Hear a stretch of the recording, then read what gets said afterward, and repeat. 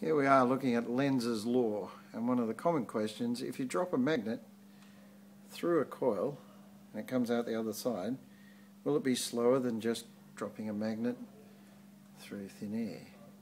And the answer is no.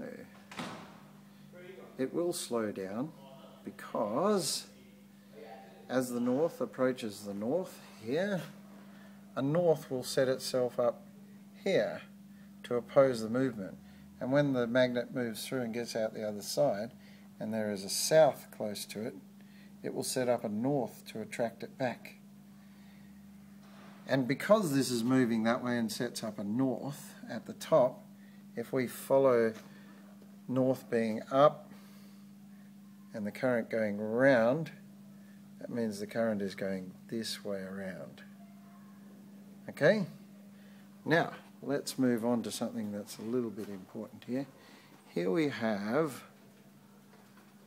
the rotation of a generator, which is basically looking down the generator from the end, so it's rotating around that way.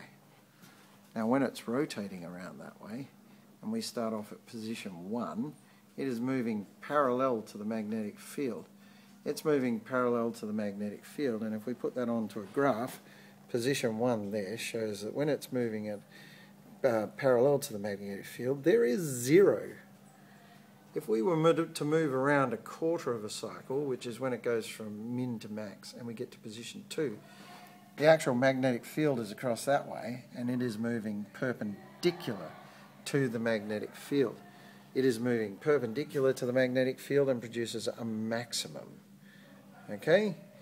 We then rotate it around through another quarter of a turn, and here it is moving parallel but the opposite direction to the magnetic field. Because it's moving opposite and parallel to the magnetic field, what that means is that it is still 0. Okay? Noisy people outside, aren't they? And if we go around, and position 3 on the mag is back here at 0, the 0 line just like position 1. Let's have a look at it. There it is. It's going from max to min again. And then when we get around here to position 4, which I haven't labelled, we'll call this position 4, what happens there is it's moving perpendicular to the magnetic field, but in the opposite direction to what it was over here, which means you end up with, ta-da, a negative voltage. And then through another quarter of a circle, it ends up meeting up here at the top again, moving parallel, which means it's back to position number 1, which is 0.